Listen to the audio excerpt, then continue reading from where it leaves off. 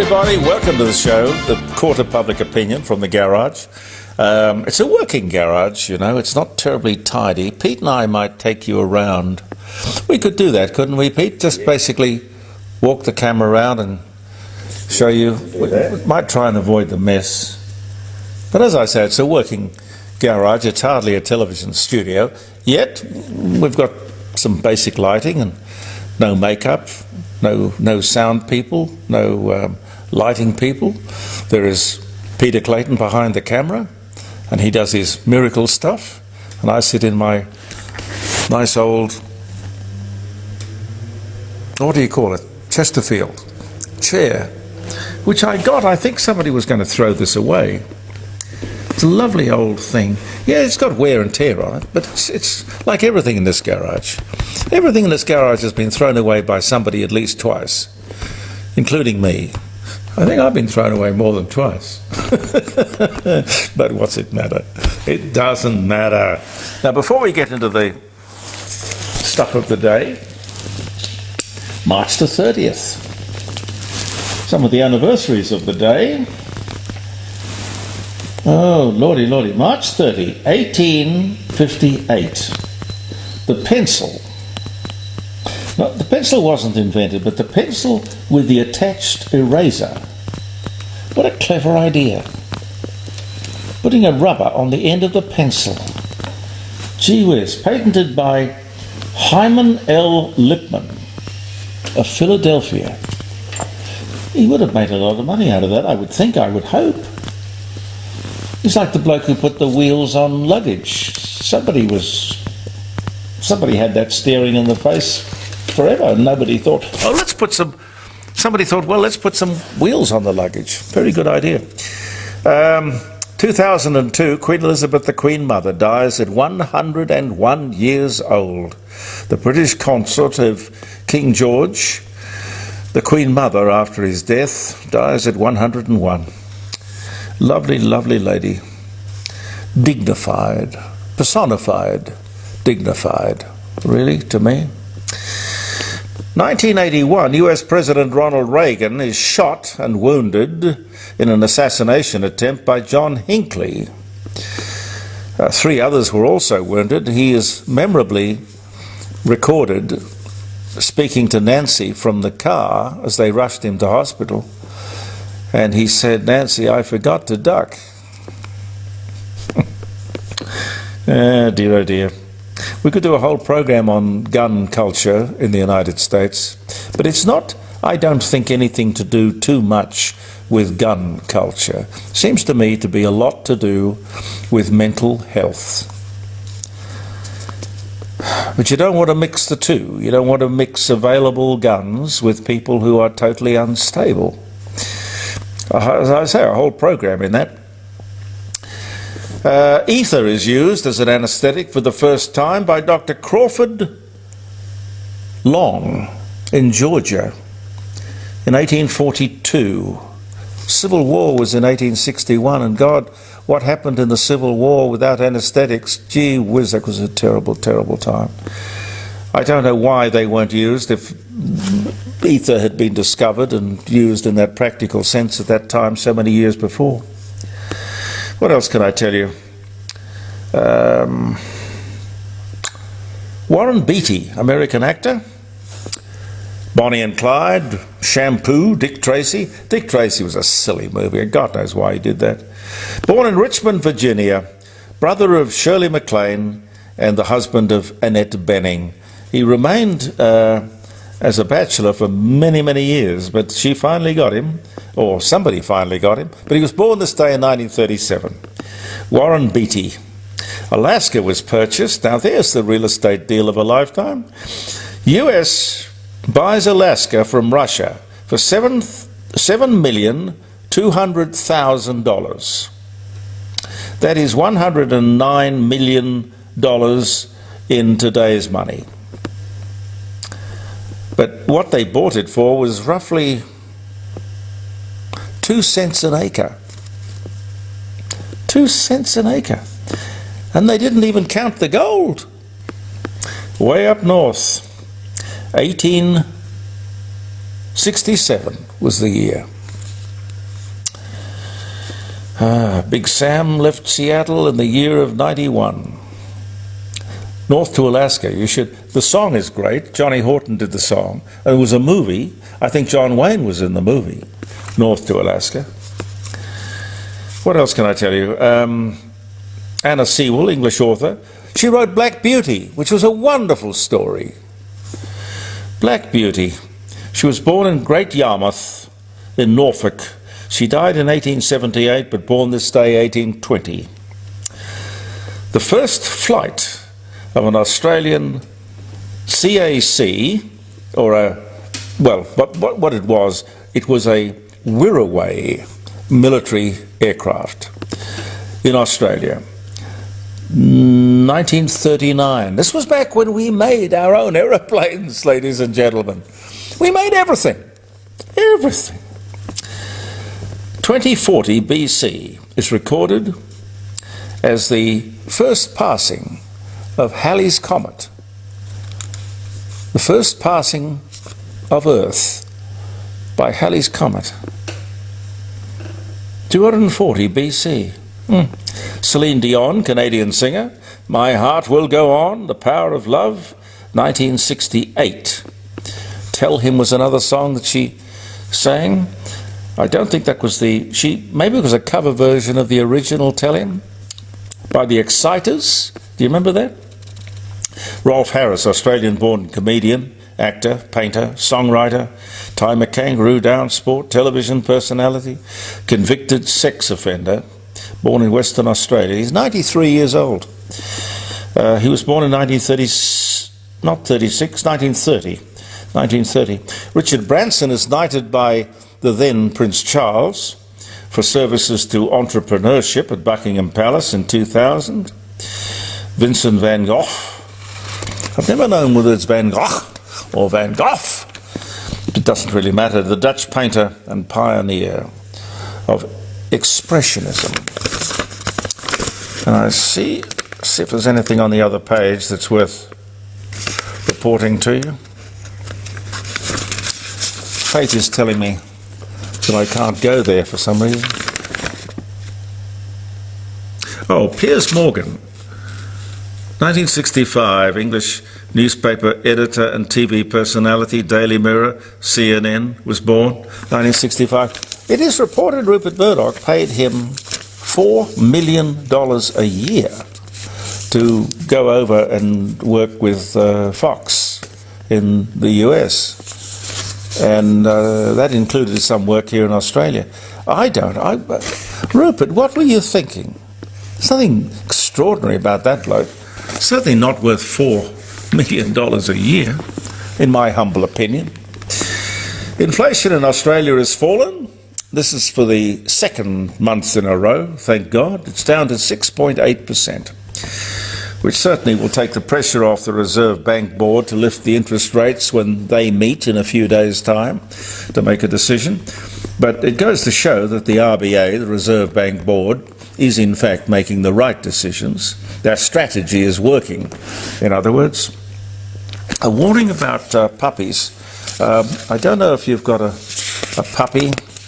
No, I think I might have left it upstairs. Oh, no, here it is. It's worth, if you've got a puppy dog, particularly in South Australia, kennel cough can be very serious. Hundreds of local dogs have been struck down by a potentially life-threatening disease. Pet owners are being warned of a highly transmissible disease spread among dogs that can be life-threatening to our furry friends. Kennel cough. The dog can get it from those communal water bowls. You know, they leave them outside cafes and pubs and in shopping centres and places like that, and that's an act of great kindness, except for the fact that if you have something like kennel cough out and about in South Australia, you really don't want to have your dog drinking out of one of those. So please be careful.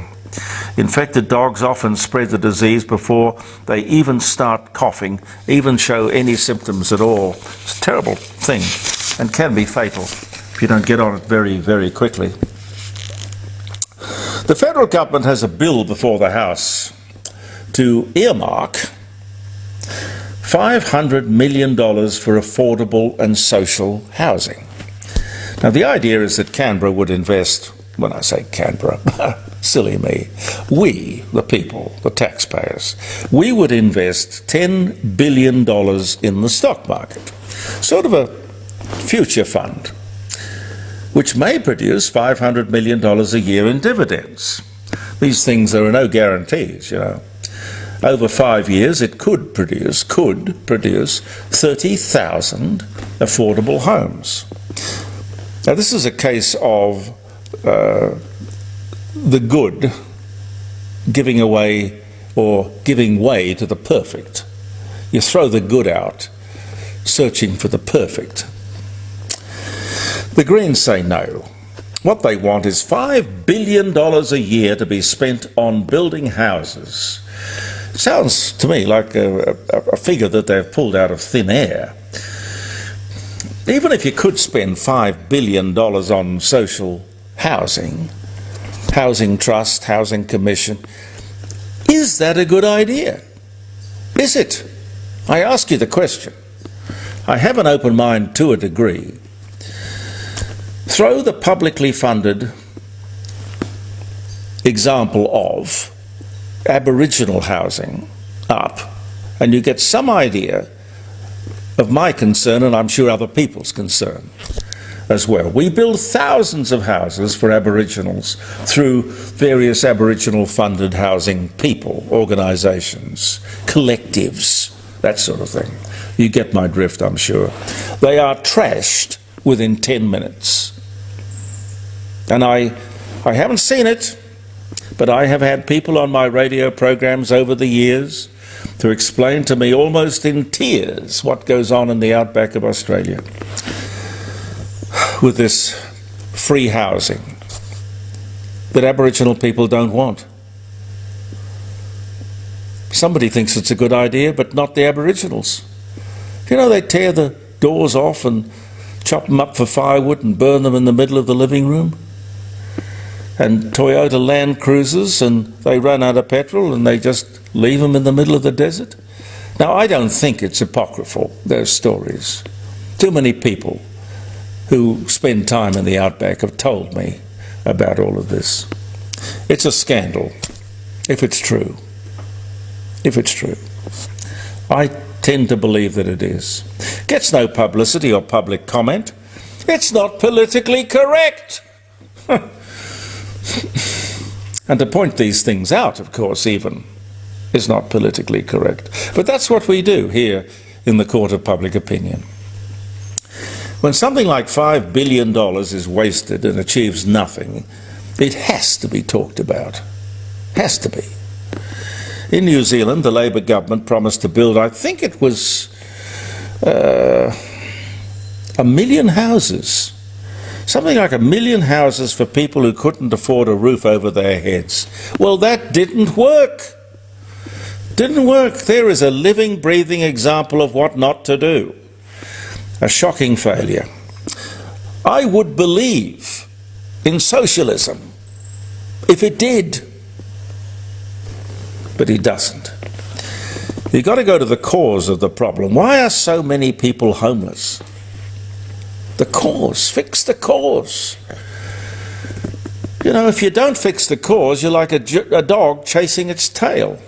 You'll never be able to build enough houses for people who want a free house. Simple.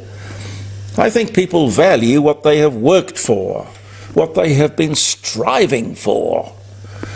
Abraham Lincoln said, of the many things, wonderful things that he said, even though he was a bit of a lefty, I've got great admiration for Abraham Lincoln. He said, no government should do for people what they could and should rightfully do for themselves. And you can look that up. Fairly profound. As I mentioned to you earlier in the week, South Australia now has the first voice, Aboriginal voice to Parliament. It was passed by both houses last Sunday, peacefully, quite amicably, I believe. So if this happens so smoothly here, And we're a great test market for all kinds of things. Why do we need to spend $100 million on a referendum to change the Constitution when we can achieve the whole thing relatively cheaply, as we did here in South Australia, in a matter of a few weeks? Why couldn't we do that federally? The voice legislation here is different. I will grant you that. It is not interfering with the Constitution. The voice legislation is different.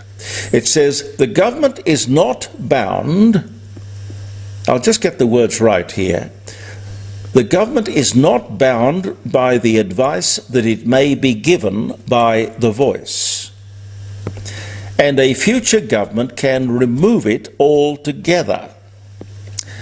So this thing we have here really is, in all honesty, quite benign.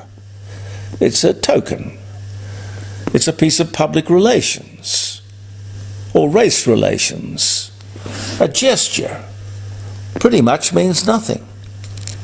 But it sailed through and didn't end the world, but you can't pretend that what they're doing or about to do in Canberra is anything like that which we have done here. Completely different. But they're going to try and say, well, this is the template. You'll see that no bad things happened in South Australia, so let's do it federally. It's different, completely different. By the way, Pete got another letter from Jacinta Price, which I'll have to read to you tomorrow. It's another good one. The Prime Minister said on Tuesday night, "We must act. Real action on climate change." Wish I had 10 cents for every time I heard that clapped out phrase. Real action on climate change. Is there one politician who will stand up and say, why? Why? What is the problem? Would you please tell us what the problem is that relates to Australia? You guys are responsible for Australia, not the world. What is the problem here in Australia? Enunciate it. Tell us. A $15 billion hit to the economy to achieve absolutely nothing. A hit on 215, as they call it, big emitters, with this safeguard mechanism. They don't want to call it a carbon tax. Safeguard mechanism. A bill to hit every man and woman, every family, and to achieve absolutely nothing.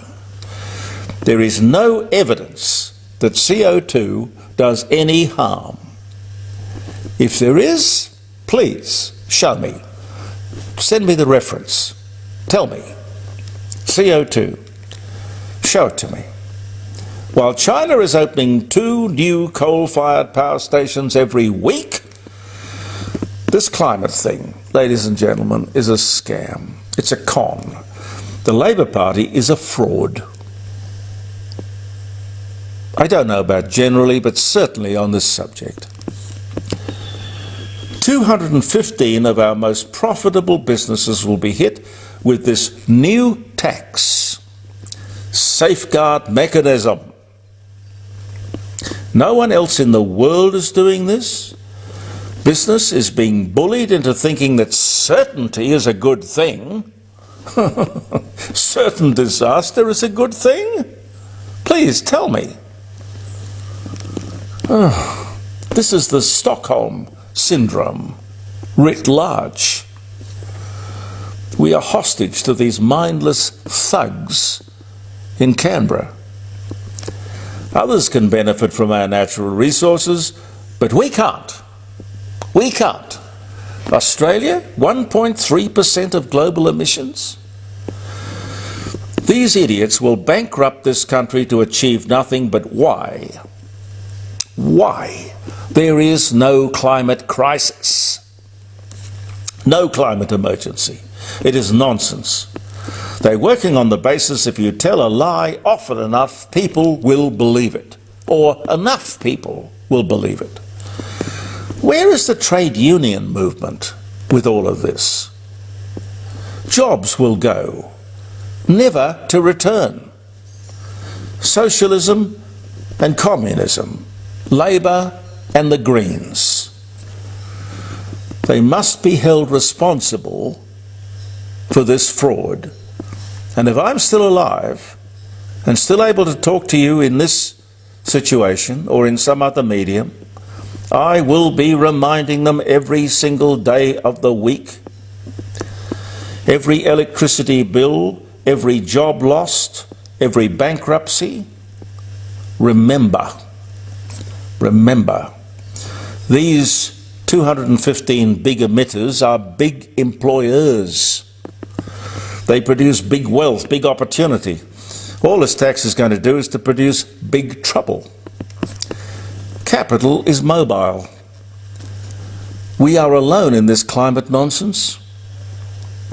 No one else in the world would be so stupid. At a time when we need every taxpayer dollar, we are sending our last remaining manufacturing industry offshore, producing disincentive to invest. Iron, steel, cement, coal, gas, aluminium. Do you think these big employers are going to hang around? I don't. I can hear you saying, but why? Why would any government do this destructiveness? Well, think back to 1972, ladies and gentlemen. If I have time to remind you. 1972, a time when we were independent in just about everything. We made everything. Unemployment was about 0.35%. There was no unemployment. You came out of school and you picked any job you like. There was about 4 jobs for anyone who wanted one. We made electrical goods. We made cameras. We made aeroplanes. We made ships, electrical goods. You name it. Then along comes did I mention cars? We had a thriving car industry. Anyway, along comes the Whitlam Labor government. And one of the first things they do, they get on a plane, Gough Whitlam and Lance Barnard, his deputy, and they fly to Peru, Lima in Peru, where they sign the Lima Declaration. Please look it up. Look it up. The Lima Declaration agreed Australia would divest itself of our manufacturing industry, believe it or not. This safeguard mechanism bill, a sleazy deal done with the Greens, is a continuation of this nonsense. Again, I ask, where is the union movement? Back in 72, they were in lockstep with Gough. They are aiding and abetting this mass loss of jobs. Disgraceful. I mean, the trade union movement is almost irrelevant. There are only 13% of us who are members, and I think this will probably seal their fate. Anyway, that's enough of my ranting. Thank you very much for viewing the Court of Public Opinion, ladies and gentlemen. I'm Jeremy Cordeux. Peter Clayton and I will be back. Talk to you tomorrow. Believe in yourself, and goodbye for now.